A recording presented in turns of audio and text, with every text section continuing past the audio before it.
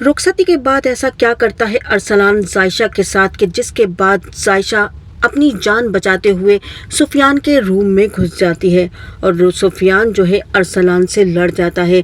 तो ड्रामे के भाई अपकमिंग एपिसोड बड़े ही इंटरेस्टिंग होने वाले हैं, जहां जायशा ने रुखसती के बाद बड़ी चालाकी से आखिरकार अरसलान को बेनकाब करना शुरू कर दिया है।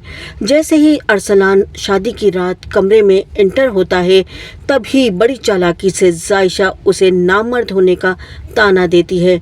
अरसलान कहता है कि तुम ये बात कैसे कह सकती हो, मैं अभी तुम्हें अपनी मर्दानगी दिखाता हूँ। जायशा कहती है अगर मेरे करीब आए तो मैं शोर मचा दूंगी, इसलिए मुझसे दूर रहना।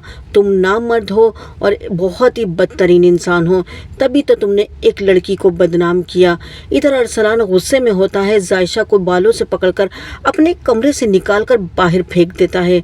तभी सुफियान सामने खड़ा होता है और जायशा को थाम लेता है। जायशा रोते हुए एक सोफे पर बैठ जाती है और आंसू बहाने लगती है। तभी सुफियान उसके आंसू साफ करता है और जायशा से कहता है कि आखिर ऐसी क्या बात हो गई कि उसने तुम्हें कमरे से बाहर निकालकर फेंक दिया।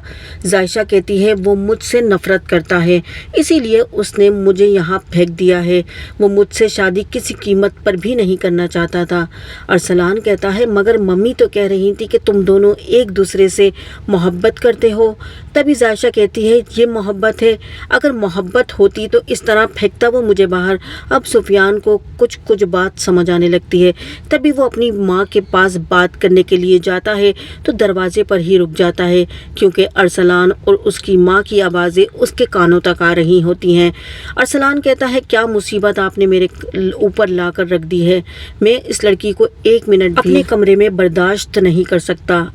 शीरी कहती है ठीक है, उसे बाहर निकाल दो अपने कमरे से, जहाँ दिल चाहेगा सो जाएगी। 2-4 महीने रख लो उसे, उसके बाद उसे डाइवोर्स कर देना। अब क्या करें, अगर हम फंस गए थे, तुमने ही ये सारा ड्रामा रचाया था। सुफियान को उससे दूर करने का कोई और तरीका भी तो हो सकता था। यहाँ पर अरसलान रोते हुए कहता है अपनी माँ से सुफियान को उससे दूर करते करते मैं ही फंस गया, सुफियान तो बच गया। अब यहाँ सुफियान सारी बातें सुन लेता है और उसे अपनी माँ की और अपने भाई की सारी प्लानिंग समझ आ जाती है। अब इसके बाद सुफियान के पास क्या रास्ता रह गया।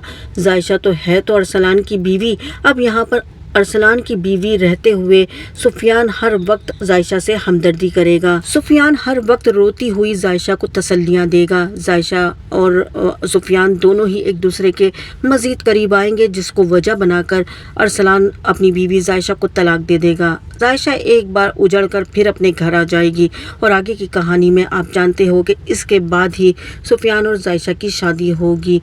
तो ड्रामे के अपकमिंग एपिसोड बड़े इंटरेस्टिंग और मज़े के होने वाले हैं।